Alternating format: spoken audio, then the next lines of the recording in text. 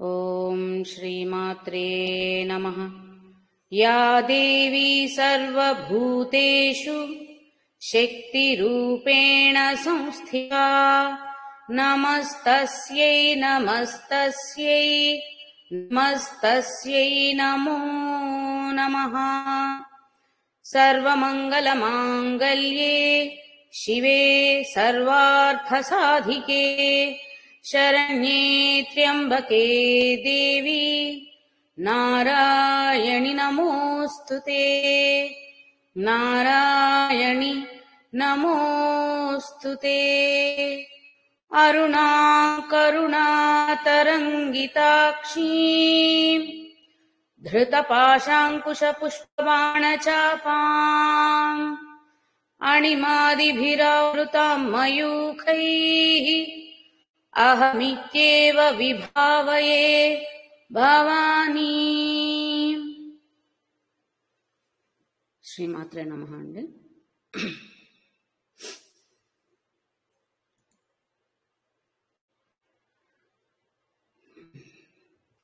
క్రిందటి క్లాస్లో తత్వాధికా తత్వమయి తత్వమర్ధస్వరూపిణి సామగాన ప్రియ సౌమ్య సదాశివ కుటుంబిని, తత్వానికి కూడా అధికముగా ఉన్నతముగా ఉన్నటువంటి తల్లి అన్ని తత్వములలోనూ తానై ఉన్నదని, ఆ ఉన్న తత్వాలన్నిటిలో నుంచి తద్భావనని తీసుకోవడమే త్వం నీవు అన్న శబ్దాన్ని తొలగించగలిగి, అంటే అహం భావని విస్మరించి తద్భావనని స్వీకరించడమే తత్వమర్థ స్వరూపిణి అవుతుందని, అదేవిధంగా అటువంటి తల్లి సామగానము యందు ప్రీతి చెందుతుందని, ప్రీతిపాత్రురాలై ఉంటుందని తెలుసుకోవడం జరిగింది। ఓకే, సౌమ్య అటువంటి తల్లినే సౌమ్యురాలిగా కూడా గ్రహించటం జరుగుతుంది। ఎందువల్ల అంటే సౌమ్యులు మాత్రమే సౌమ్య స్వభావులు అంటే ఎవరండి? సాత్విక స్వభావులు। సాత్విక స్వభావాలు మనం సామ అన్నప్పుడు అర్థం ఏం తెలుసుకున్నాం? లొంగ తీసుకోగలగడం, లేదంటే మన వైపుకి ఆకర్షింప చేసుకోవడం, ఇలాంటి అర్థాలు తీసుకున్నట్లయితే గనక సాత్విక భావన కలిగిన వాళ్ళనే త్వరగా మనం మన వైపుకి, అంటే మనం చెప్పిన మాటని ఒప్పించి చేయించగలుగుతాం। లేదంటే రాజస గుణమో తమో గుణమో ఉన్న వాళ్ళని అంత తేలిగ్గా దేనికి ఒప్పించి నమ్మించలేం, అది కష్టతరమైనది। మనం సహజంగా కూడా ఇటువంటి ఎదుర్కొంటూ ఉంటాం, ఇటువంటి పరిస్థితుల్ని ఎన్నోసార్లు అనుభవం చెంది ఉంటాం। కాబట్టి సౌమ్య మనస్కులు సాత్విక స్వభావం ఉన్న వాళ్ళని ఎంతో త్వరగా మనం మన వైపుకి ఆకర్షింప చేసుకోవచ్చు। కాబట్టి ఆ తల్లి కూడా అంతటి సౌమ్యురాలు, అందువల్లనే సామగానము చేసినంతటినే మెచ్చుకొని మనకి వరాలు ఇచ్చి కరుణిస్తుంది అని తెలుసుకోవచ్చట సౌమ్య అన్న నామం ద్వారా। అలాగే సౌమ్య అన్నదానికి ఇంకొక అర్థం ఏం చెప్తున్నారు అంటే, భగవదానందాన్ని పొందిన స్థితి ఏదైతే ఉంటుందో దాన్నే సౌమ్య అని కూడా చెప్తున్నారండి। ఎందుకంటే ఎప్పుడైతే మనం వీరగోష్ఠీ ప్రియ విజ్ఞాన కలన కళ్య తత్వాధిక తత్వమయి ఇన్ని భావాల్లో చూస్తున్న నిజమైన పరతత్వాన్ని గ్రహించగలిగిన తర్వాత పొందే ఆనందానుభూతి ఏదైతే ఉందో అదే సౌమ్య స్థితిని సూచిస్తూ ఉంటే, అటువంటి ఆనందానుభూతిలో ఆనంద పరవశంలో చేసేటువంటి గానమే సామగానం అనిపించుకుంటుందట। అటువంటి సామగానం యందు ప్రీతి చెంది ఉంటుంది అని సామగాన ప్రియానామం ద్వారా తెలుస్తుంది। అదేవిధంగా తర్వాత సదాశివ కుటుంబిని అన్నప్పుడు సదాశివుని యొక్క కుటుంబానికి యజమానిగా, కుటుంబినిగా అంటే ఆయన పత్నిగా, ధర్మపత్నిగా ఉంది అని చెబుతూ, ఆ సదాశివుడి కుటుంబం ఏమిటి అంటే తన చేత సృష్టించబడినటువంటి ఈ ప్రపంచమంతా ఆయన కుటుంబం అయితే దానిలో శక్తి స్వరూపిగా ఉన్నది తానే కాబట్టి, అంటే ఈ సృష్టినంతా నడుపుతుంది తానే కాబట్టి, ఆ విధంగా ఇక్కడ ఈ కుటుంబానికి, ప్రపంచమనే ఈ కుటుంబానికి యజమానిగా, కుటుంబినిగా ఆ తల్లిని చెప్పడం జరుగుతుంది సదాశివ కుటుంబిని అన్న నామంలో। తర్వాత సవ్యాపసవ్య మార్గస్థ సర్వాపద్వి నివారిణి, సర్వ ఆపద్వి అంటే అన్ని ఆపదలను తొలగిస్తుంది అనేది అర్థమవుతుంది। ఎటువంటి వారికి ఇలాంటి ఆపదలన్నీ తొలగిపోతాయి? ఎవరికి అంటే సవ్యాపసవ్య మార్గస్థ, సవ్యమైన అపసవ్యమైన ఏదైనా ఒక మార్గంలో ఏ మార్గాన్ని ఎంచుకొని ప్రార్థించినా కూడా, ఆరాధన చేసినా కూడా వారి యొక్క ఆపదలను తొలగిస్తుంది। అపసవ్య మార్గము అంటే వక్ర మార్గం అని కాదండి, సవ్యము అపసవ్యము అంటే, సవ్యము అంటే ఎడమాట, అపసవ్యము అంటే కుడట. కాబట్టి రెండు విధాలుగా అంటే ఎటు నుంచి ఎటు అంటే ఇప్పుడు సవ్యమైనది ఎడమ కుడి అని ఒక అర్థం తీసుకోవచ్చు. ఇంకొకటి భగవతత్వం తప్ప ఇంకొకటి లేదు అని అనుకునే మార్గం ఒకటి, ప్రాపంచిక విషయ వస్తువు ఆలోచనలతో కూడా ఆరాధించే విధానం ఒకటి. ఇప్పుడు మనమందరము పూజలు చేస్తాం, కానీ మనకేముంటాయి, ఇక్కడ ఉన్న ఈ విషయ వస్తువులు పరీక్షలు బాగా రాయాలను, అనారోగ్య సమస్యలు తొలగిపోవాలను, బిడ్డ ఆరోగ్యం బాగుండాలను, కుటుంబం అభివృద్ధి చెందాలను, ధనధాన్యాలు నిండుగా మెండుగా దొరకాలను, ఇలాంటి ఆలోచనలతో మనం ఆరాధన చేస్తాం. దీనిని సవ్య అనుకోవాలట. కుడి అదే అపసవ్య అంటే తల్లి తప్ప, ఆ పరతత్వం తప్ప మరొకటి లేదు అన్న భావనతో చేసేది ఇంకొక మార్గం అట. వీటిని ప్రేయో మార్గం, శ్రేయో మార్గం అని అంటారటండి. శ్రేయో మార్గము అని అంటే పరమాత్మ తప్ప మరొకటి లేదు అని చేసే ఆరాధన, తననే అన్నిట్లో చూసుకుంటూ అంతటా తానే భావిస్తూ చేసే ఆరాధన శ్రేయో మార్గంలో చేసేటువంటి ఆరాధన అనిపించుకుంటుందట సృష్టిలో. అలా కాకుండా ప్రాపంచిక విషయ వస్తువు ఆలోచనలతో చేసే ఆలోచన, అక్కడ కూడా సద్భావనే ఉంటుంది, కానీ పరతత్వంతో పాటుగా అది తక్కువ, మిగిలిన విషయాల మీద ఆశ ఎక్కువ ఉంటుంది. కానీ వారు కూడా సదాలోచనలతో చేస్తారు, అక్కడ కూడా వారి పూజలు కూడా సదాలోచనతోనే ఉంటాయి. అటువంటి రెండు మార్గాలలో వచ్చి ఎటువంటి మార్గాల్లో చేసిన వారి పూజలనైనా ఆరాధనలైనా స్వీకరించి వారిని కటాక్షిస్తుంది అని చెప్తున్నారనమాట. అది ఏ విధంగా అంటే, శ్రేయో మార్గంలో వెళ్లి కటాక్షం పొందిన వారికి ఇక తిరిగి అంటే సంపూర్ణమైన మోక్ష ప్రాప్తి కలిగి తిరిగి మళ్ళీ జన్మించవలసిన అవసరం రాదట. అదే ప్రేయో మార్గంలో అంటే ప్రాపంచిక విషయ వస్తు వ్యామోహాలతో ఆ భావనతో సదా అంటే అవి ఏమంటారు, దుర్మార్గంగా పొందాలన్న ఆలోచన కాదు, సదాలోచనతోనే, కానీ ఇంకా ఆ వస్తు విషయాల మీద వ్యామోహం వదలక అటువంటి భావనలతోనే ఉన్నప్పుడు చేసే ఆరాధన వల్ల వాళ్ళు సత్లోకాల ప్రాప్తి పొందగలుగుతారట. మోక్ష ప్రాప్తి ఒకేసారి దొరకదట.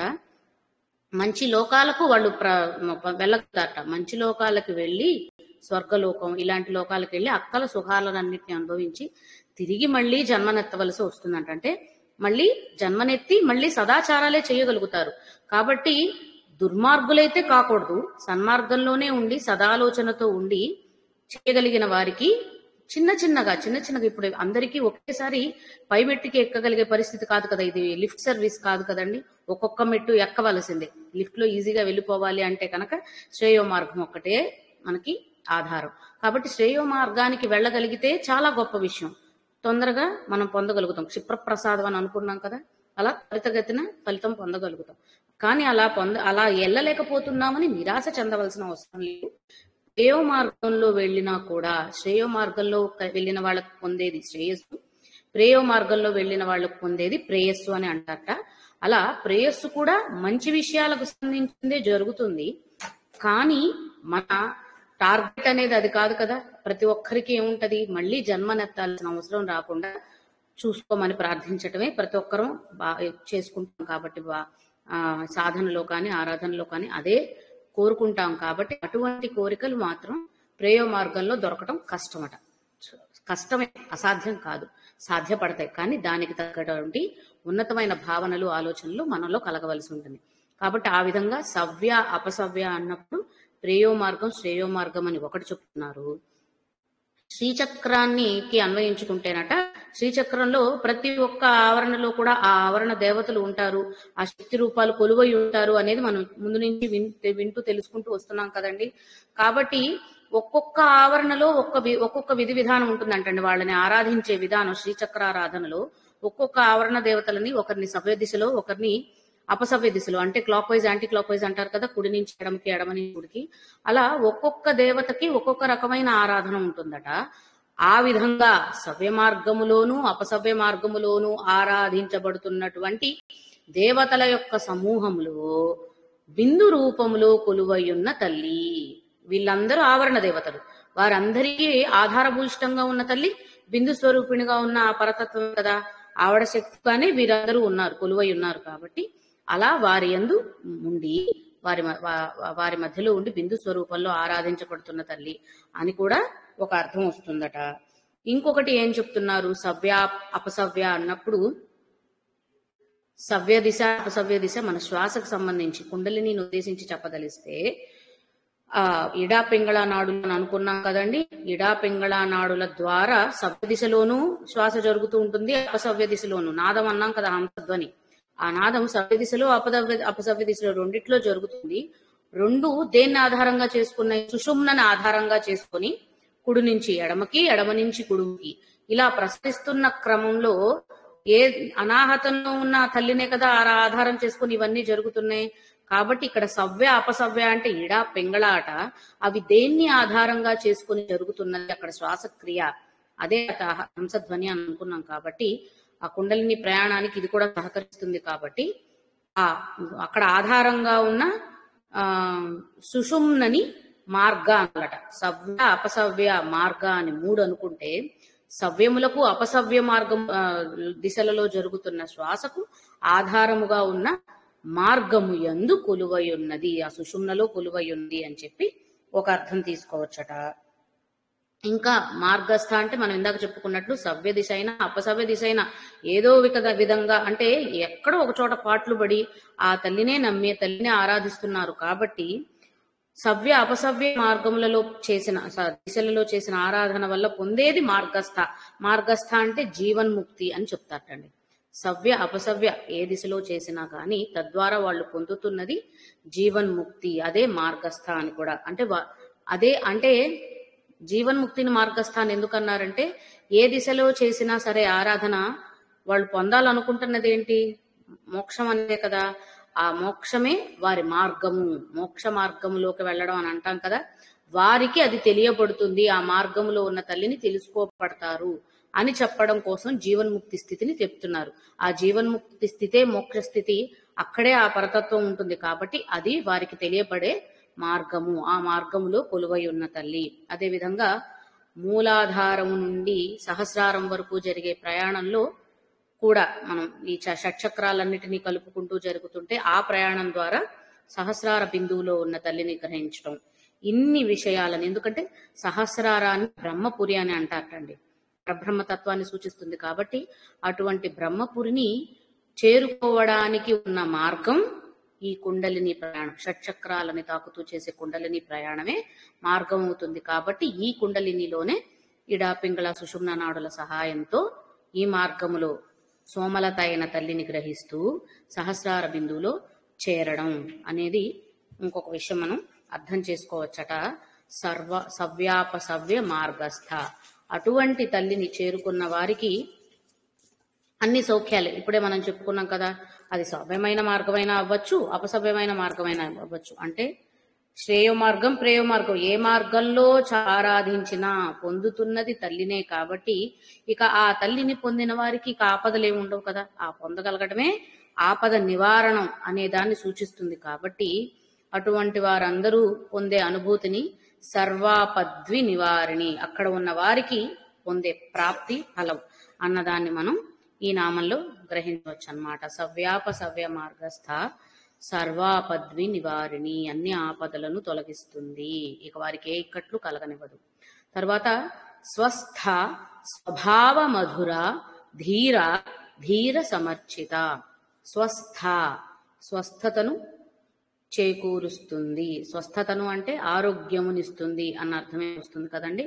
కాబట్టి సవ్యాపసవ్య మార్గములలో ఏ విధముగా అయినా సరే ఆ తల్లిని ఆరాధించిన వారి ఆపదలన్నీ తొలగిస్తుంది. అదే విధంగా వారికి అనారోగ్య సమస్యల నుంచి కూడా వారికి విముక్తి కలిగించి పూర్తి ఆరోగ్యవంతులుగా చేస్తుంది. ఎందుకంటే అనారోగ్య సమస్యలతో ఉన్న వాళ్ళు కూడా మరి తల్లిని ఆరాధించలేరు కదండి. శరీరం సహకరించకపోయినా మానసిక అనారోగ్యం, శారీరక అనారోగ్యం, ఆది వ్యాధులు అనుకుంటూ ఉంటాం కదా. కాబట్టి ఎటువంటి అనారోగ్య సమస్య ఉన్నా వారి దృష్టి తల్లి వైపు సారించలేరు. ఎందుకంటే మనసు శరీరము సహకరించదు కాబట్టి, బాధగా బలహీనంగా అనిపిస్తుంది కాబట్టి.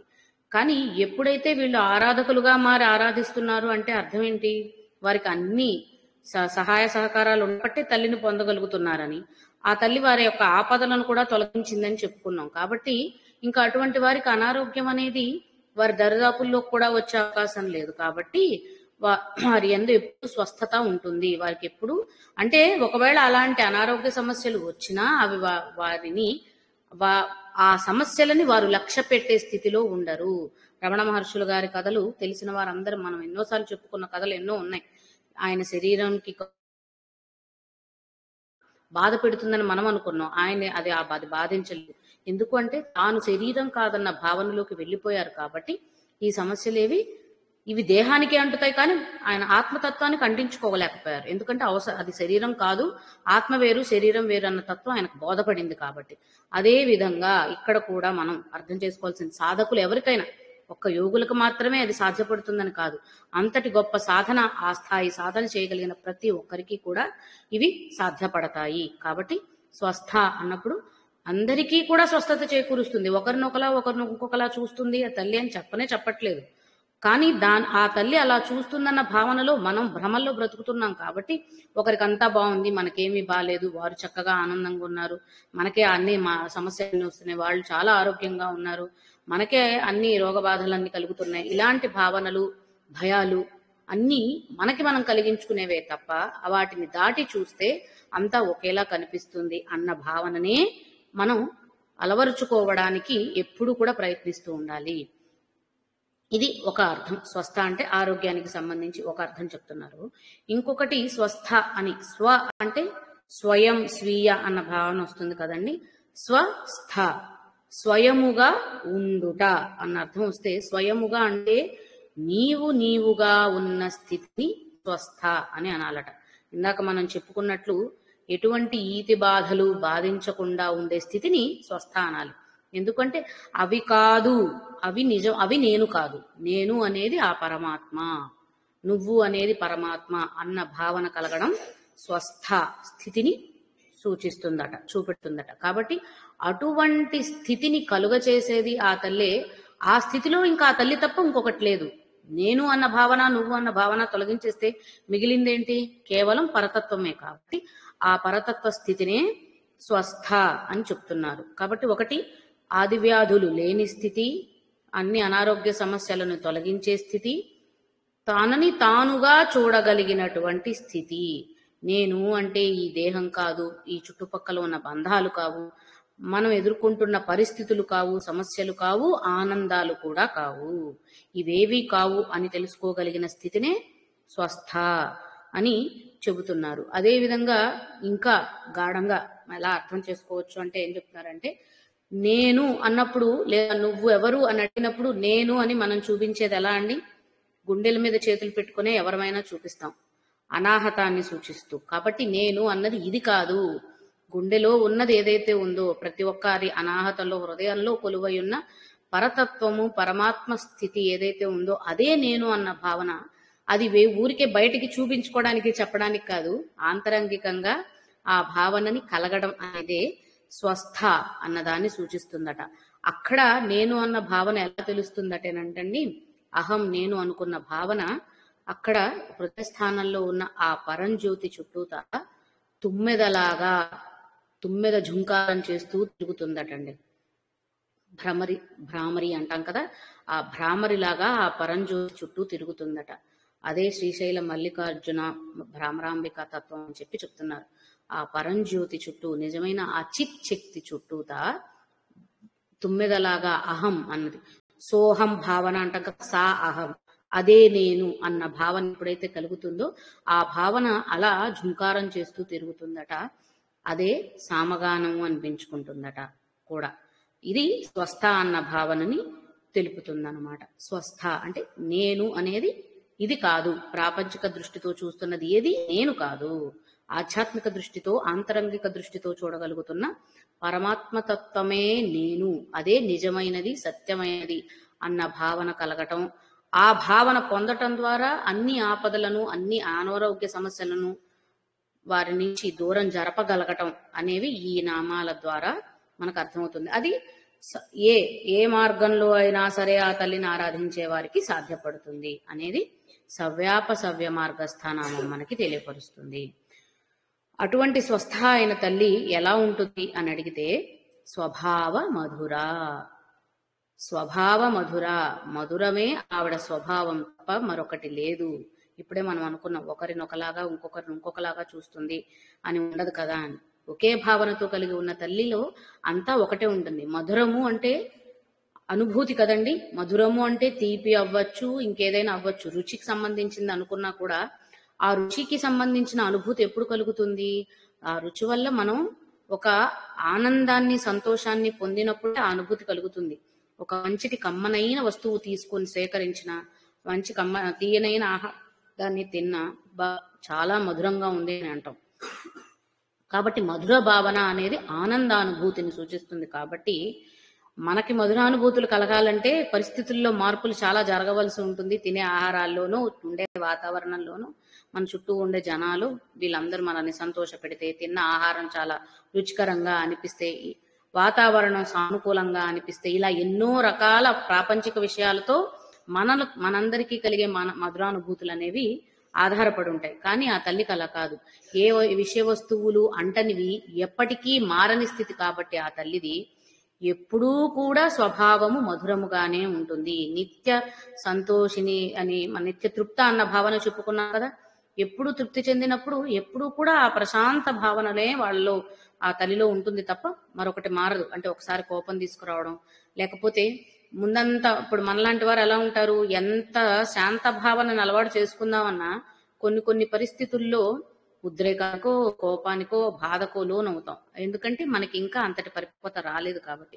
ఎంత సాధన చేసుకుంటున్నా ఎక్కడో ఒక చోట అక్కడ బలహీనపడతాం. బాగా ఆనందం వచ్చినా సరే ఉంటాయి కదా, ఏమంటారు ఇక్కడ మనం కాబట్టి స్వభావ మధురాలు ఏం చెప్తున్నారు అంటే అభావములు లేని స్థితిని స్వభావ మధుర అనాలటండి. స్వభావ అంటే స్వంత భావం అని చెప్తుంది. ఇక్కడ అభావం అంటే అసలు ఆ భావమే లేని స్థితి. అభాస అంటే ఉన్నదని భ్రమిస్తున్న స్థితి. కాబట్టి మనందరం అభాసులం, అభావములో ఉన్నవాళ్ళం అటండి.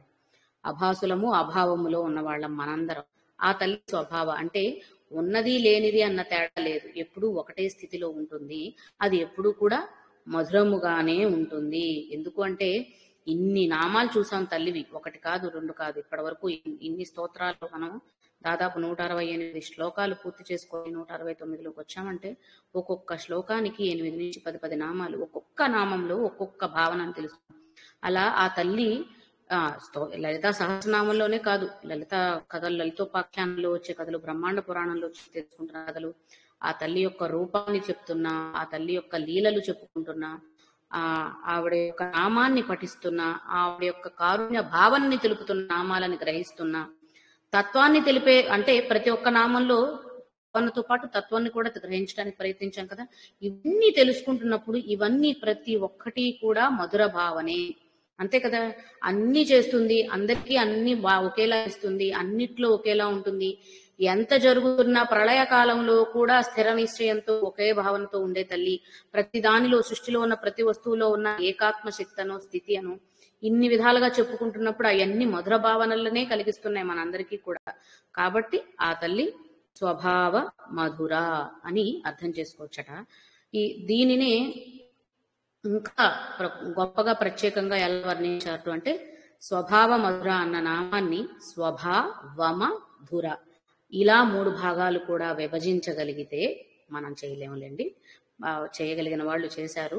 దీని మీద శోధన చేస్తున్న వాళ్ళు, సాధన చేస్తున్న సాధకులు, వారు దీనికి ఇచ్చిన అర్థం ఏమిటి అంటే అంటే భా అంటే ప్రకాశించటం అన్న అర్థం తెలుస్తుంది మనకు. ముందు వచ్చిన మా నామాల్లో కూడా విద్రుమాభ అన్నప్పుడు కూడా చెప్పుకున్నాం కదా. కాబట్టి స్వయం ప్రకాశ శక్తి అన్నది స్వభ అన్న పదం చూపిస్తే, వమ అంటే వమనము, వెలిగ్రక్కుట అన్న అర్థం వస్తుంది. బయటకి వెళ్ళబుచ్చటం అనేది వమనము అన్న పదంలో అర్థం తెలుస్తుంటే, తన స్వయం ప్రకాశ శక్తితో, ఆత్మ ప్రకాశ శక్తితో ఈ ప్రపంచాన్ని వెలిబుచ్చిన తల్లి స్వభావమ.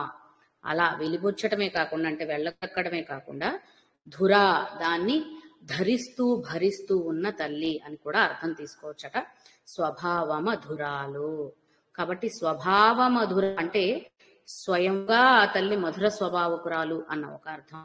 స్వభావమధుర అనంటే తన స్వయం ప్రకాశంతో, ఆ తల్లి ప్రకాశంతో కదా సృష్టి అంతా ఏర్పడింది. ఆ ప్రకాశ శక్తితో సృష్టిని తయారు చేసి వెలిబృచ్చి అటువంటి సృష్టినికి తానే ఆధారమై ధరిస్తూ భరిస్తూ ఉన్న తల్లి కాబట్టి స్వభావ మధుర అని చెప్తున్నారు. ఇది ఈ నామంకి సంబంధించింది. తర్వాత ధీర అన్న నామం. మనకి ముందు కూడా వీరారాజ్య అని వీరుల గురించి వచ్చినప్పుడు చెప్పుకున్నాం. ఎవరైతే తల్లి యందు తల్లి సాధన కోసము దీక్ష పూని ఉన్నారో, తల్లి తప్ప మరొకటి లేదన్న భావనతో తల్లిని సాధన చేస్తున్నారో వారినే వీరులు అంటారు అని. అలాగే ఇప్పుడు వీరత్వము, ధీరత్వము, శూరత్వము ఇవన్నీ కేవలం యుద్ధ సమయాల్లోనో పోరాట సమయాల్లోనో వాడే అర్థాలుగా మనకు తెలుస్తూ ఉంటాయి సహజంగా. కానీ నిత్య జీవితం అనేది నిత్య యుద్ధమే కాబట్టి ఈ యుద్ధంలో కూడా ఈ వీరత్వం ధీరత్వం కావాలి. ఇక్కడ ధీరత్వం వీరత్వం అంటే ఏంటి? తల్లికి సంబంధించినది. వీర అన్నప్పుడు తల్లి యందే దీక్ష పొంది ఉన్నవారు అని ఎలా అయితే అర్థం చేసుకున్నామో, ధీర ధైర్యమును సూచించే పదం ధీర. కాబట్టి ధీర అన్నప్పుడు ఏం చెప్తున్నారు? ఎటువంటి మోహావేశాలు లేకుండా కేవలం జ్ఞానము ఆనందము మాత్రమే ఉన్నటువంటి స్థితిని ధీర అని చెప్పచ్చటండి. జ్ఞానము ఆనందము తప్ప మరి ఇంకేమీ వారి దగ్గరికి రానివ్వని వారు ఎవరైతే ఉన్నారో వారిని ధీరులు అని చెప్పచ్చట. అటువంటి తత్వమే తల్లిలో కూడా ఉంది. మరి ఆవిడకి ఇవేమీ ఉండవు కదా. ఏమంటారు, సత్యమైనది నిత్యమైనది జ్ఞాన స్వరూపిణిగానే ఆ తల్లిని గ్రహిస్తూ వచ్చాం కాబట్టి ఆవిడని ఇక్కడ ధీర అని సంబోధించడం జరిగింది. అదే విధంగా ధీర అన్నప్పుడు ఇంకా ఏం చెప్తున్నారు అంటే, ఎటువంటి వికారములకు స్పందించని స్వభావం ఏదైతే ఉంటుందో దానిని ధీర అని అనాల. ఇందాక మనం అనుకున్నట్లు మన భావనలు మారిపోతూ ఉంటాయి పరిస్థితులను బట్టి. కానీ ఇప్పుడు యోగులైన వారు ఎవరినైనా చూసినట్లయితే మనం ఉదాహరణకు తీసుకునే రామకృష్ణ పరమహంసలు, రమణ మహర్షులు, వీళ్ళందరినీ కనుక తీసుకున్నట్లయితే వీరి యొక్క ఆలోచనలు పరిస్థితులను బట్టి మారవు. ఇప్పుడు అంటే ఒకరు తిట్టినా కొట్టినా ఎప్పుడు అంటే ఒకటి బాధ కలిగించినా ఒకటి సంతోషం కలిగించినా వారి యొక్క ప్రవర్తనలో వారి యొక్క స్వభావంలో ఎక్కడా మార్పు కలగదు. వారంతా ఒకే స్థితిలో ఉంటారు. అంటే ఆనందాన్ని స్వీకరించవలసిన అవసరం రాదు వాళ్ళకి, బాధను కూడా దరిదాపుల్లోకి తీసుకోవాల్సిన, అంటే అది వారికే బాధ పెడుతున్నా ఇది నేను అన్న భావన తొలగిపోయింది కాబట్టి వారికి శరీరము దానికి సంబంధించిన భావనలు ఏవి కూడా వారి యందు అంటవు, వారి దగ్గరికి చేరవు. అటువంటి స్థితిని ధీర. ఎటువంటి వికారాలకు తావు లేనటువంటి స్థితి, ఎటువంటి వికారములు వారిలో మార్పు తీసుకురానటువంటి స్థితిని ధీర అని, వారిని ధీరులు అని చెప్పాలట. ఇంకా ఇందాక మనం అనుకున్నట్లు ధీరులు అంటే ఎవరవుతారు అంటే మనం ఇందాకే చెప్పుకున్నాం. స్వస్థ అన్నప్పుడు హృదయాకాశంలో కొలువై ఉన్నటువంటి ఆ పరతత్వాన్ని ఆరాధించడం అనేది ఒక భావన చెప్పుకున్నాం కదండి. కాబట్టి అలా బయట ఎక్కడో కాదు, ప్రతి ఒక్కరిలో ఉన్న పరతత్వం గ్రహించటం ధీరత్వం అవుతుంది. ఎవరైతే అటువంటి గూఢముగా ఉన్న పరతత్వం యందే వారి దృష్టిని కేంద్రీకరించి ఆ పరతత్వంని తెలుసుకున్న తరువాత వారిలో ఉండే శోకాలు మోహాలన్నిటినీ కూడా తుడిచిపెట్టేస్తారో వారిని ధీరులు అని అనాలట. తమ హృదయస్థానములోనే కొలువై ఉన్నటువంటి పరతత్వాన్ని గ్రహించిన ఆనందముతో మరిక ఏ శోకాలు మోహాలు అంటని స్థితికి ఎవరైతే వెళ్ళగలుగుతారో వారిని ధీరులు అని అంటారు అనేది ధీర అన్న నామానికి చెబుతున్న ఇంకొక అర్థం. ఇది అలాగే శోకమోహాలు అంటకుండా ఉండడం అంటే కష్టాల్లోనూ కుంగిపోరు, సుఖాలు వచ్చినాయని పొంగిపోరు, ఎక్కడా కూడా మార్పు జరగదు. అన్ని చోట్ల ఏదొచ్చినా ఒకే విధంగా స్వీకరించగలగటమే ధీరత్వానికి సరైన ఉదాహరణ అని చెప్తున్నారు. అదేవిధంగా మామూలుగా ధీరులు వీరులు ఎవరంటారు? మంచి బలవంతులు బలశాలులు అయిన వారిని ధీరులని చెప్పగలుగుతాం. అంటే ఒక పోరాటానికి వెళ్లే వారికో యుద్ధరంగంలో అడుగు పెట్టే వారికో ఉండవలసినటువంటి సమర్థత, బలము ఇవి ఉన్నప్పుడే వాళ్ళు యుద్ధం చేయడానికి అర్హులవుతారు, ఒక పోరాటంలో పాల్గొనడానికి అర్హులవుతారు. పిరికి వాళ్ళు భయపడే వాళ్ళైతే ఇలాంటి వాటికి వెళ్ళరు కదా, ఆ ఆలోచన కూడా చేయలేరు. అదే విధంగా తల్లిని అందుకోవడానికి పొందడానికి ఉండవలసినది మనోబలం అటండి. మనోబలమే మనల్ని తల్లి వరకు చేరుస్తుంది, తల్లిని మన దగ్గరకు వచ్చేలా చేస్తుంది. కాబట్టి ఆ బలహీనత లేకుండా, అంటే ఇటువంటి ఇప్పుడు మనం ఇందాక అనుకున్నట్టు కృంగిపోవడం, పొంగిపోవడం ఇవన్నీ బలహీనతలు, బాధలు, కోపాలు, ఆవేశాలు తెచ్చుకోవడం బలహీనతలైతే, ఇటువంటి బలహీనతలు ఏమీ లేనటువంటి మంచి మనస్సుతో దృఢ నిశ్చయంతో మనోబలంతో ఉన్నవారునే ధీరులు అని చెప్పగలుగుతాం. అటువంటి ధీరుల చేత అర్చించబడేది కాబట్టి ధీర సమర్చిత తర్వాత నామం. ఎవరైతే మనోబలంతో కూడి తల్లి అందే వారి దృష్టిని పెట్టి తల్లి కోసమే శక్తి సామర్థ్యాలన్నిటినీ పెట్టి తల్లిని సాధన కోసం కృషి చేస్తూ ఉన్నారో వారు ధీరులైతే, అటువంటి ధీరుల చేత సమగ్రముగా అర్చింపబడినది అంటే పరిపూర్ణముగా, ఇంకా ఇంతే అంతే అని కొలత లేదు, పూర్తిగా వారి చేత. ఎందుకంటే అటువంటి వారి మనస్సులో నిండుగా ఉండేది ఎవరు? మనలాంటి వారికి భగవంతుని మీద దృష్టి పెట్టినప్పటికీ కొద్దిసేపటి వరకే నిలపగలుగుతాం. తర్వాత మనకి మన చుట్టూ ఉండేటువంటి వస్తు విషయాలన్నీ మన వైపుకు, మన ఆలోచనలోకి వచ్చేస్తాయి. కానీ ఇవేవి కాదు, అసలు ఇవన్నీ నిజం కాదు అని తెలుసుకున్న వారు ఎవరైతే ఉన్నారో వారికి కేవలం వారి ఆలోచనల్లో నిత్యం ఉండేది ఆ పరతత్వం, ఆ పరబ్రహ్మ స్వరూపమే. కాబట్టి అటు పూర్తిగా పరబ్రహ్మ స్వరూపముతోనే వారి భావనలు ఆలోచనలు నిండిపోయిన తరువాత వారు కేవలం ఆ పరతత్వాన్ని ఆరాధిస్తారు తప్ప మరొక ఆలోచన తీసుకురారు. కాబట్టి అటువంటి వారి చేత ఆరాధించబడుతున్న, అర్చింపబడుతున్న తల్లి అని ధీర సమర్చితాలు చెప్తున్నారు. అంటే మళ్ళీ ఇందాక మనం అనుకున్నట్లు సోహం భావన, సా అహం అన్న భావన ఎవరికైతే కలుగుతుందో అటువంటి వారే ధీరులు. వారి చేత చేయించబడేటువంటి అర్చన, వారి అర్చనని ఆవిడ స్వీకరిస్తుంది. కాబట్టి ధీర సమర్చిత అని ఒక అర్థం చెప్తున్నారు. అదే విధంగా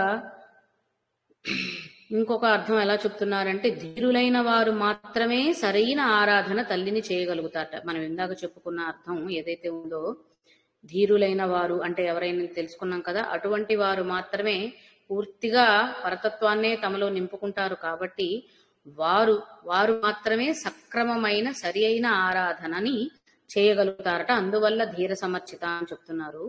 అదేవిధంగా వారి చేత పొందే ఆరాధనే సరైనది కాబట్టి అటువంటి ఆరాధనని పొందుతుంది అని ఇంకొకలాగా చెప్తున్నారు. అదేవిధంగా ధీరత్వము అన్నదానికి అసలైన అర్థంగా ఎలా చెప్తున్నారు అంటే, మరొక ఆలోచన లేకుండా పరతత్వం అన్న విషయాన్ని మాత్రమే ఎరుకలో ఉంచుకోవడం. అంతటా జ్ఞానము అన్న శబ్దం ఇందాక వాడాం. కాబట్టి జ్ఞానము అనేది ఏంటి? నిజమైన పరతత్వం ఏదైతే ఉందో అది మాత్రమే సత్యమైనది, శాశ్వతమైనది అని గ్రహించగలగటమే జ్ఞానం. ఆ ఎరుక ఎప్పుడూ కలిగి ఉన్నవారే ధీరులు. ఇంకా వారికి మరో ఆలోచన రాదు. కాబట్టి ఆ ఎరుక కలిగి ఉండి ఆ పరమాత్మ తప్ప, ఆ పరబ్రహ్మ తత్వం తప్ప మరొకటి లేదు అన్న ఆలోచననే నింపుకొని ఆ తెలివితో, ఆ స్పృహతో చేసేటువంటి అర్చన, ఆరాధన ఏదైతే ఉందో దానినే ఆ తల్లి స్వీకరిస్తుంది. అదే సరి అయిన ఆరాధన అని చెప్పబడుతుంది. కాబట్టి అటువంటి దాన్ని స్వీకరిస్తుంది అని కూడా ధీర సమర్చితలో చెప్తున్నారు. ఇంకా కొంతమంది నిపుణులు ధీర సమర్చిత అని ఒకే నామంగా తీసుకుంటూ ధీర అధీర సమర్చిత అని కూడా చెప్పారటండి. ధీరులు, అధీరులు. ఇప్పుడు ఇందాక మనం అనుకున్నాం కదా సవ్య అపసవ్య మార్గస్థ అని. కాబట్టి ధీరులు అంటే ఈ మోహావేశాలు, శోకాలు, సంతోషాలు వీటన్నిటినీ విడిచిపెట్టేసిన వారు ధీరులైతే, ఇంకా అంతటి పరిణతి రాకపోయినా తల్లి మీద నమ్మకంతో ఆ తల్లినే నమ్ముకొని ఆరాధిస్తున్న వారు కూడా ఉంటారు. వారు అధీరులు అని అనుకుంటే వీరి చేత అర్చింపబడుతుంది. ధీరుల యొక్క ఆరాధనను స్వీకరిస్తుంది, అధీరుల యొక్క ఆరాధనను స్వీకరిస్తుంది. అంటే సవ్య అపసవ్య మార్గము ఏ మార్గంలో చేసిన ఆరాధనైనా స్వీకరిస్తుంది అని చెప్పినప్పుడు అదే విషయాన్ని ఇక్కడ మళ్ళీ ధీరుల అర్చనను స్వీకరిస్తుంది, వారి చేత అర్చన. అంతే కదా, ఇప్పుడు సృష్టిలో ఇంతమంది ఉన్నారు, మహానుభావులు ఉన్నారు, గొప్పవారు యోగులు ఉన్నారు, మనలాంటి అల్పులు ఉన్నారు. కాబట్టి మనం చేస్తున్న ఆరాధన పూజ వ్యర్థమవుతుందా అంటే కాదు, మనవి కూడా ఆవిడ దగ్గరికి చేరుతాయి. కాకపోతే మనం పొందే ఫలితాలు కొంచెం నిదానంగా, ఆలస్యంగా, లేటుగా మన దగ్గరికి రావచ్చు. ధీరులైన వారు చేసే ఆరాధనల వల్ల వారు పొందేది ఎప్పటికీ నిలిచి ఉంటుంది, వారితో పాటే ఉంటుంది అని చెప్పటం ఒక అర్థం. ఇంకా ఇంకొక సందేహం మనకు కలగచ్చు. ధీరులైన వారు అన్ని వదిలేశారు కదా, ఇంకా వారిలో ఏమీ లేదు, పరతత్వం తప్ప మరొకటి లేదన్న స్పృహలో వాళ్ళు ఉన్నారు. అటువంటి వారు మళ్ళీ ఆరాధించాల్సిన అవసరం ఏంటి? మనలాంటి అభాగ్యులకైతే తప్పదు. ఆ మార్పు వచ్చే వరకు, ఆ పరిణతి వచ్చే వరకు చేస్తూనే ఉండాలి. వారు సాధనతో ఆల్రెడీ అక్కడికి వెళ్ళిపోయారు, ఆ స్థాయికి వెళ్ళిపోయిన తర్వాత మళ్ళీ ఎందుకు అర్చన చేసుకోవాలి, ఎందుకు ఆరాధిస్తారు అంటే, మంచిదైన విషయాన్ని ఎప్పుడూ అనుభూతి చెందాలి అని ఎందుకు ఉండదండి? ఇప్పుడు స్వభావ మధుర అన్నం, ఇప్పుడు మధురమైన పదార్థం ఒకటి ఒకసారి రుచి చూసిన తర్వాత ఇంకా కావాలని అనిపిస్తుంది కదా. ఇవాళకి ఇంత చాలే, ఇంత తిన్నామని అనుకో, తృప్తి చెందాం. బాగుంది, రుచికరంగా ఉన్న పదార్థం ఇంకొంచెం ఉంటే బాగుండు, ఇంకా తినాలనిపిస్తుంది అన్న భావన కలుగుతుంది. లేదా ఒక మధురమైన సంగీతం వింటున్నాం, మధురమైన గానం వింటున్నాం, మళ్ళీ మళ్ళీ వినాలనిపిస్తుంది, ఈ పాట, ఈ భావం చాలా నచ్చిందని మాటి మాటికి వింటూ ఉంటాం. కాబట్టి ఇటువంటి మధుర భావనలు ఏవి కూడా ఒకసారి రుచి చూసిన తర్వాత, మనం అలవాటు పడిన తర్వాత వాటి నుంచి బయటికి రాలేం. కాబట్టి ఆ తల్లిని పొందినా కానీ, ఆ తాదాత్మ్యత వాళ్ళు అనుభవిస్తున్నా, అనుభూతి చెందుతున్నా కానీ దాని నుంచి బయటికి రాలేరు. కాబట్టి ఆ భావనతో, ఆ ఆత్మజ్ఞానముతో నిత్యము అనుక్షణము అదే ఆరాధనలో ఉండిపోతారట ధీరులందరూ. మనలాంటి వారికి ఆ భావన కలగడం కోసం మనం కూడా అలానే అర్చిస్తూ ఉంటాము అని ధీరాధీర సమర్చితాలో ఈ విధంగా అర్థాలు చెప్తున్నారనమాట. ఇది ఈ శ్లోకంలో ఉన్న నామాల యొక్క అర్థాలు మనం గ్రహించగలిగిన విధంగా. తర్వాత శ్లోకంలోకి వెళ్ళినట్లయితే, చైతన్యార్ఘ్య సమారాధ్య చైతన్య కుసుమ ప్రియ సదోదిత సదాతుష్ట తరుణాదిత్య పాటల. చైతన్య అర్ఘ్య సమారాధ్య అంటే చైతన్యం అనే అర్ఘ్యమును అర్పించటం ద్వారా ఆరాధించబడుతున్నటువంటి తల్లి. అర్ఘ్యములు అన్నప్పుడు మనం మన పూజా విధానాల్లోనో యజ్ఞాల్లోనో సమర్పించేటువంటి అర్ఘ్యములు వేరుగా ఉంటాయి. అవన్నీ కూడా ఈ ప్రాపంచిక వస్తు విషయాలతో అంటిపెట్టుకుని ఉన్నవి. అవన్నీ కూడా చైతన్యమైనవి కాదటండి, అవన్నీ జడములేనట. మనం అర్పించే అర్ఘ్యాలన్నీ కూడా జడములట. చైతన్యార్ఘ్యము అని అన్నప్పుడు మనకి ఇంతకు ముందు కూడా అంతర్ముఖ సమారాధ్య అన్నప్పుడు చెప్పుకున్నాం. జ్ఞానము, జ్ఞాత, జ్ఞేయము అని అన్నప్పుడు జ్ఞేయం హవిస్ అని, జ్ఞానమే అర్ఘ్యమని అర్థం చేసుకున్నాం కదా. కాబట్టి ఆ జ్ఞానం అనే అర్ఘ్యము అంటే తల్లే, ఆ పరతత్వమే నిజమైనది అన్న జ్ఞానముతో సమర్పించే ఆ జ్ఞానాన్నే తల్లికి సమర్పించడం అనేది ఇక్కడ అర్థము అని చెప్పబడుతుందట. కాబట్టి దాన్ని చైతన్యము, జ్ఞానం పొందగలగడం చేతన స్థితిని సూచిస్తుంది, అదే చైతన్యం అని అనిపించుకుంటుంది. అజ్ఞానాంధకారంలో ఉండి ఎప్పుడైతే ఈ విషయ వస్తువులు తమలకి అంటే పంచామృత అభిషేకం చేస్తున్నాం, సుగంధ ద్రవ్యాలు సమర్పిస్తున్నాం, ఖరీదైనటువంటి మరి ఇంకేమైనా అర్ఘ్య ప్రసాదాలు తయారు చేసి అవి సమర్పిస్తున్నాం భావనలో ఉంటాం చూడండి, అవన్నీ జడములే. అందులో ఎవరు ఏ స్థాయిలో చేసినా కానీ ఫలితం ఒకేలా ఉంటుంది. కాబట్టి ధనికుడు ఖరీదైన వస్తువులని, విలువైన సుగంధ ద్రవ్యాలను సమర్పించినంత మాత్రాన వారికి ఒకలాంటి కరుణా కటాక్షాలు, పేదవాడు మంచినీటినే అర్ఘ్యముగా సమర్పించినంత మాత్రాన వారికి ఇంకొక రకమైనటువంటి కరుణా కటాక్షాలు చూపించే తల్లి కాదు ఆవిడ. ఎవరు ఎలా వారి స్థాయిని బట్టి వారు ఆరాధిస్తున్నారు, వారికి అవి ఆ స్థాయిలు కలిగించింది ఆ తల్లి. కాబట్టి ఎవరికి ఏ స్థాయి ఉందో వారు ఆ స్థాయిలో ఆరాధించటం అనేది జరుగుతుంది. ఆ స్థాయిల్లో లోపాల వల్ల, ఆ ఆరాధనలో భేదాల వల్ల ఫలితాలు మారవు. కాబట్టి అందరికంటే ఖరీదైన చీర అమ్మవారికి నేనే కట్టించాను కాబట్టి నాకు ఎక్కువ కరుణ కలుగుతుందని, లేదా అంటే అందరికంటే ఖరీదైన ఆభరణాలని తల్లికి నేను సమర్పించాను కాబట్టి నాకు మాత్రమే త్వరగా ప్రాప్తి జరుగుతుంది, నేను కోరుకున్న కోరికే తల్లి త్వరగా తీరుస్తుంది అన్న భావనలో మనం ఉండకూడదు. పేదవాడు సమర్పించే భోజనమైనా ఒకేలా తీసుకుంటుంది, ధనికుడు సమర్పించే విందు భోజనాన్నైనా సరే తల్లి ఒకేలా స్వీకరిస్తుంది. ఇద్దరిలోనూ తల్లి బాప్యాయతని బిడ్డ మీద చూపిస్తుంది తప్ప ఆ తల్లి భేదభావాలు ఎప్పటికీ చూపించదు. కాబట్టి అటువంటి అహంకారపు దృష్టి మనలో నుంచి తొలగిపోవాలి.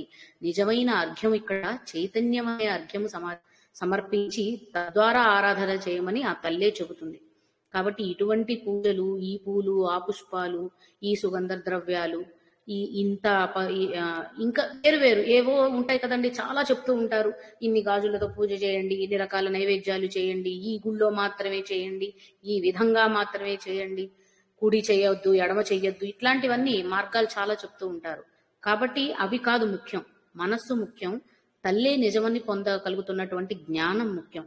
కాబట్టి అందుకే తర్వాత చైతన్య కుసుమ ప్రియ, చైతన్యముననే కుసుమల్ని సమర్పించమంటుందంటే మనస్సుని ఆ తల్లికి సమర్పించేయడం, పూర్తిగా మనసులో అంటే ఆ మనసులో తననే నింపుకోవడం, ఆ మనస్సును తల్లికి అర్పించడం అని చెప్పుకోగలిగితే అటువంటి కుసుమములను ఇవ్వాలి అని చైతన్య కుసుమ ప్రియాలో చెప్తున్నారు. ఈ పువ్వులతో పూజ చేస్తే మంచిదా, ఇన్ని పువ్వులతో పూజ చేస్తే మంచిదా, సహస్రార్చన మంచిదా, అష్టోత్తర పూజ మంచిదా, కమలాలు మంచివా, తామరలు మంచివా, ఈ రంగు తామరలు మంచివా, ఇవన్నీ చెప్పట్లేదండి కుసుమములు అని అన్నప్పుడు. నిజమైన కుసుమ లక్షణాలు, స్వభావాలు ఏవైతే ఉన్నాయో అవి మనం అలవర్చుకోవాలట మొట్టమొదట. కుసుమ స్వభావం ఏముంటుంది? పువ్వులు శృతిమెత్తగా సౌమ్యముగా ఉంటాయా, ఇంకా మంచి సుగంధాలని వెదజల్లుతూ ఉంటాయి. అదేవిధంగా ఇంకేముంటుంది? పువ్వునికి ఉండే ముఖ్య లక్షణం, ప్రతి చోట పువ్వుతో కమలములతో పోల్చినప్పుడు అక్కడ మనం ఏం చెప్పుకుంటూ వస్తున్నాం? వికసన లక్షణం, వికసన స్వభావం ఏదైతే ఉందో అది పువ్వుకి సూచికగా. ఇప్పుడు ఒక భావనతో, ఒక పోలికతో చెప్తున్నారే తప్ప కుసుమములని వాడినా ఇంకేదైనా పోలికలు వాడినా అవి అలాగే ఉన్నాయని మనలాంటి మానవ దృష్టితో చూడకూడదు.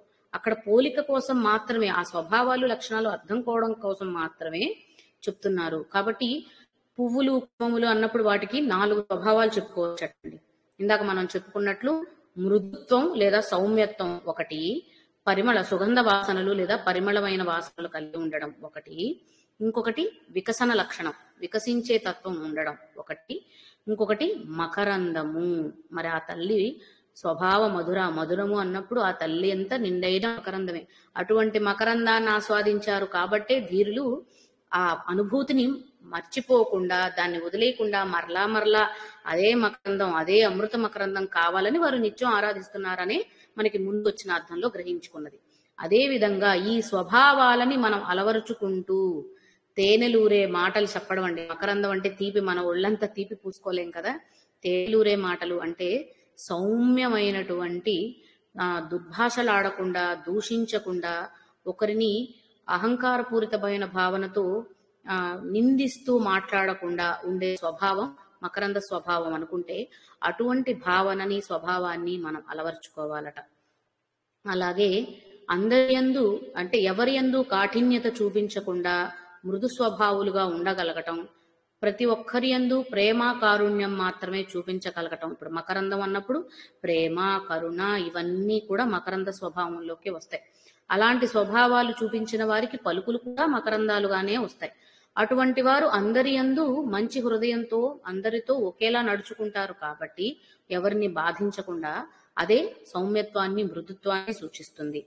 అటువంటి వారి దగ్గరికి ఎప్పుడు అందరూ ఉండాలనుకుంటారు. ఇప్పుడు మంచి వాసన వస్తున్న సువాసనలు, సుగంధాల పరిమళాలు వెదజల్లుతున్న వస్తువో పువ్వులో ఉన్నాయనుకోండి, మనకే అవన్నీ కావాలని త్వరగా వెళ్ళి అనుకుంటాం కదా.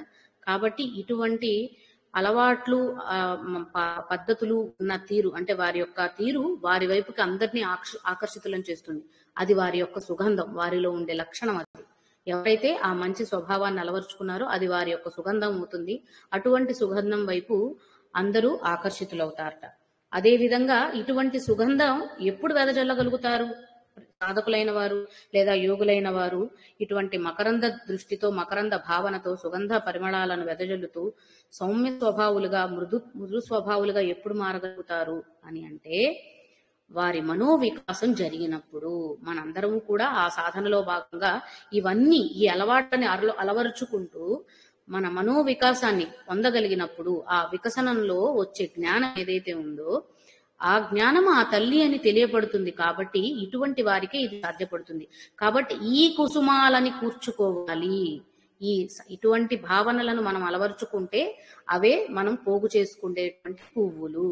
అటువంటి చైతన్య కుసుమముల యందు ప్రీతి కలిగిన తల్లి అని చెప్తున్నారు. కాబట్టి చైతన్యార్ఘ్య సమారాధ్య అన్న, చైతన్య కుసుమ ప్రియ అన్న ఆ చైతన్యము ఏదైతే చెప్తున్నారో అది సమర్పించగలగటం నిజమైన ఆరాధన, అర్చన అవుతుంది. అదేవిధంగా చైతన్య కుసుమములు అన్న పదానికి ఉపనిషత్తుల్లో చెప్పినటువంటి ఇంకొన్ని అర్థాలు కూడా చూద్దామండి. చైతన్య కుసుమములు అంటే 8 రకాల కుసుమాలు చెప్పారట. మనం ఇప్పుడు చెప్పుకున్నవి కుసుమ లక్షణాలు. ఆ కుసుమ స్వభావాలని మనం అలవర్చుకోవాలి. అప్పుడు మనం సమర్పించేది తల్లికి చేరుతుంది అనేది ఒక అర్థం తీసుకున్నాం కదా ఒకలాగా. ఇప్పుడు అవి ఆ కుసుమ స్వభావాలను మనం అలవరుచుకుంటూ తల్లికి సమర్పించవలసినటువంటివి ఇంకొన్ని ఏం చెప్తున్నారు అంటే అహింస. ఇవన్నీ కూడా వాటితోనే రిలేట్ అవుతాయి, మళ్ళీ ప్రత్యేకంగా అని కాదు.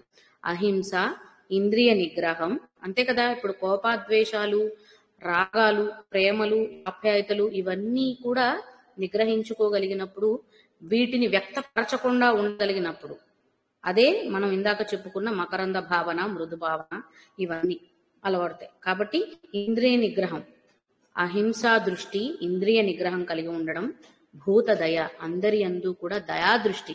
ఆ తల్లి మనందరినీ కరుణాపూరితమైన దృష్టితో చూస్తుంది అని అన్నప్పుడు మనం కూడా అదే దృష్టిలో ఉండగలగాలి. క్షమాభావన, శాంత భావన, తపస్సు, జ్ఞానం పొందటానికి కావాల్సినవన్నమాట. అంటే ఇందాక మనం చెప్పుకున్నాం కదా వికసనం, ముందువన్నీ మిగిలిన 3 స్వభావాలకి వర్తింపజేయాలనుకుంటే ఇది తపస్సు, ధ్యానము, సత్యమైన విషయం.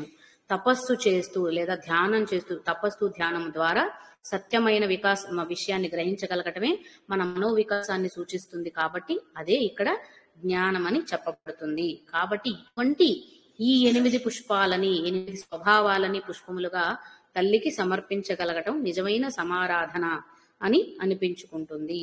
కాబట్టి దయాదృష్టి, క్షమాభావన, శాంత స్వభావము ఏ పరిస్థితుల్లో అయినా ఎప్పుడైనా సరే సాత్విక లక్షణాలని, సాత్విక స్వభావాలనే అనుసరించగలగటం. అవి ఉండకపోయి ఉండొచ్చు, రజోగుణం తమో గుణం ఎదగచ్చు, కానీ వాటిని అణచాలి అన్న స్పృహ మనకి ఉండాలి. వాటిని అణుచుకోవాలి అన్నప్పుడు కోపం వచ్చిన ప్రతిసారి శాంతం శాంతం అని మనకి మనమే చెప్పుకోవాలి. అలా చెప్పుకున్నప్పుడు మనం కోపం రూపంలో అనవసరమైన పరుష మాటలు ఎదుటి వాళ్ళ మీద ప్రయోగించకుండా, వారిని బాధించకుండా, అక్కడ ఉన్నది కూడా పరతత్వమే కదండి. మన మాటలతో వారిని దూషించినా చేసినా మళ్ళీ ఆ పరమాత్మకే అది తగులుతుంది అన్న భావన మనలో కలిగితే, భగవత్ స్వరూపం అందరిలోనూ చూడగలిగితే, సమభావన అలవాటు చేసుకుంటే ఈ స్వభావాలన్నీ వాటంతట అవే మనలో అభివృద్ధి చెందుతాయి. అటువంటి భావనలను అభివృద్ధి చేసుకుంటూ తల్లిని ఆరాధించడం గురించి ఇక్కడ ధీరాధీర సమర్చిత అన్న, చైతన్యార్థ సమారాధ అన్న. అంటే ఇప్పుడు ఒక ఆరాధన పూజ చేయాలి అంటే అర్హత కావాలి అని అంటాం కదండి. ఒక యజ్ఞం చేయాలో, హోమం చేయాలో అని అంటే ప్రాపంచికంగా మనం వేదాభ్యాసం, వేద పఠనం జరిగి ఉంటేనే వాళ్ళు యజ్ఞములు చేయడానికి అర్హులవుతారు. అంటే ఏ పూజ, ఏ ఆరాధన చేయవలసి ఉంటుందో దానికి తగ్గ అర్హత సాధించగలిగినప్పుడే అది చేయడం సాధ్యపడుతుంది. కాబట్టి తల్లిని ఆరాధించదలుచుకున్న వారందరూ ధీరత్వాన్ని పొంది తీరవలసినదే. ఆ తల్లి ధీరా కాబట్టి సాధన చేయాలి, పొందాలి అనుకున్న వారు కూడా ధీరులుగా మారాలి. మనము ఆ తల్లిలాగా ఉండగలిగినప్పుడే, ఆ తల్లి స్వభావాలన్నీ అలవర్చుకోగలిగినప్పుడే ఆవిడని ఆరాధించడానికి అర్హులమవుతాము.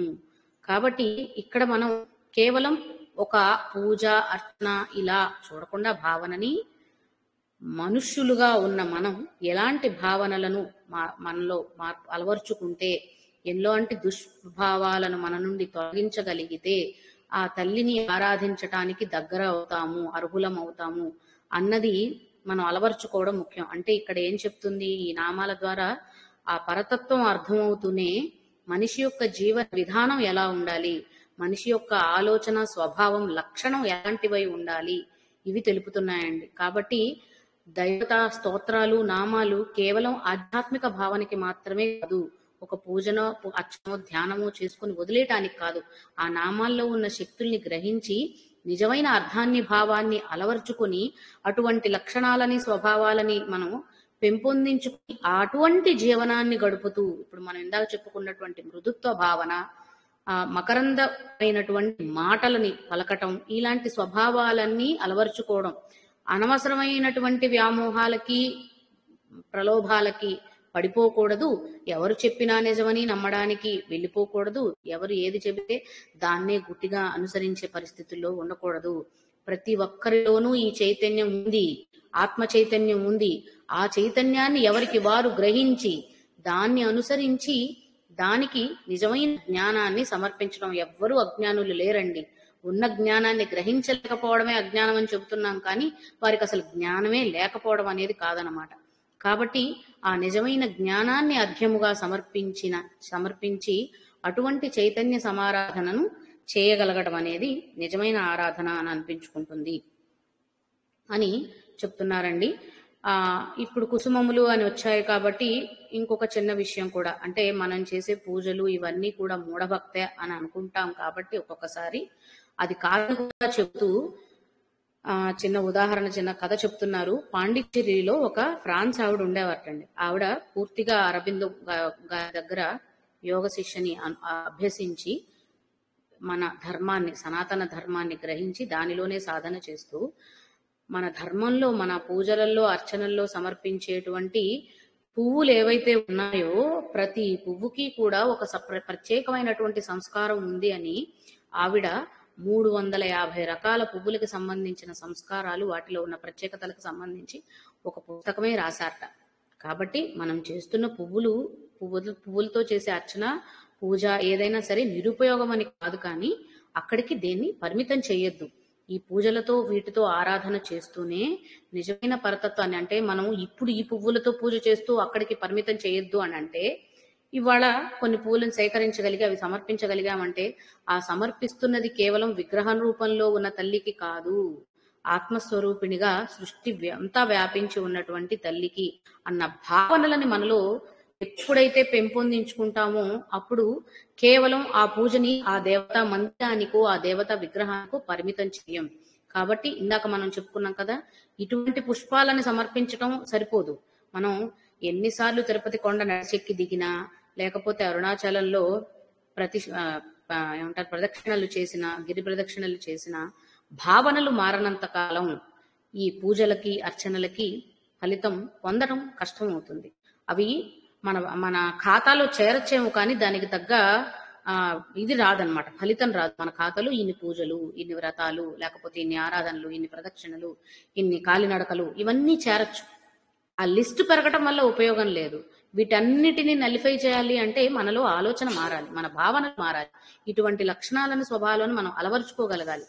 కుటిలమైన ఆలోచనలు మనసులో పెట్టుకొని నేనే ఎదగాలి, నాకు మాత్రమే పేరు రావాలి, నేనే ఉన్నతంగా ఉండాలి అని అనుకుంటూ ఈ ఆలోచనలతో పక్కవారిని తొక్కేస్తూ, అణచివేస్తూ, లేదా పక్కవారి ఎదుగుదలని స్వీకరించలేకపోతూ ఇలాంటి కుటిలమైన స్వభావాల్ని, ఆలోచనల్ని మనసులో నింపుకొని ఎన్ని ఆరాధనలు, ఎన్ని సంవత్సరాల సాధనలు చేసినా సరే నిష్ప్రయోజనం. వాటి వల్ల ఇంత కూడా ఫలితం దక్కదు. ఇది మనందరం కూడా గుర్తుపెట్టుకోవాల్సిన విషయం. కాబట్టి ఆలోచన, బుద్ధి, మనస్సు ఇవి సరైన కుసుమాలుగా ఉండి ఆ కుసుమాలని సమర్పించినప్పుడే నిజమైన ఆరాధన, భక్తి అని చెప్పుకోబడుతుంది. తర్వాత సదోదిత, సదాతుష్ట, తరుణాదిత్య పాటల. సదోదిత, సదా ఉదిత, ఉదయించటాన్ని ఉదిత అంటాం. మనకి ఇంతకు ముందు నామాల్లో కూడా వచ్చింది కదా, ఉద్ధామ వైభవ అన్నప్పుడు చెప్పుకున్నాం. ఉదిత అంటే సూర్య భగవానుడు, ఉదయిస్తున్న సూర్యుడిని చెప్పుకున్నాం కదా. కాబట్టి సదా ఉదిత. ఇప్పుడు సూర్య భగవానుడికి అస్తమయం ఉంది, చంద్రుడికి అస్తమయం ఉంది. మనుషులమైన మనకి ఉదయం, అస్తమయం. మన పుట్టుకే ఉదయం అయితే మన మరణం అస్తమించడం అవుతుంది. కాబట్టి ఈ ప్రాపంచికంలో ఉన్న అన్నిటికీ కూడా అస్తమించటం, ఉదయించటం అనేవి మారుతూ వస్తున్నాయి. కానీ తల్లి ఆత్మజ్యోతిగా ఉన్న తల్లి, అక్కడ వెలుగొందుతున్న తల్లి ఎప్పుడూ కూడా ఉదితాయే, ఎల్లప్పుడూ సదా ఉదిత, ఎప్పుడు ఉదయించటమే తప్ప ఇక అస్తమయం అనేది ఇంకొకటి లేదు. ఆవిడ వెలుగుల్లో తేడాలు రావు. ఆవిడ కాంతి ఎంత ఉందో, ఎంత తేజస్సుతో ప్రసరిస్తుందో ఆ ప్రసారంలో ఎప్పటికీ మార్పులు జరగవు. నిత్య ఉదిత, సదా ఉదిత, శాశ్వతమైన తల్లి, నిత్యమైన తల్లి, సత్యమైన తల్లి. కాబట్టి ఆ పరతత్వం యొక్క స్వభావం ఎప్పుడూ ఉదయిస్తూ ఉండడమే అని, ఎల్లవేళలా ఉదయిస్తున్న తల్లి అని సదోదితాలో అర్థం చేసుకోవచ్చట. ఇంకొక అర్థం ఏం చెప్తున్నారంటే సత్ ఉదిత, సదోదిత అవుతుంది.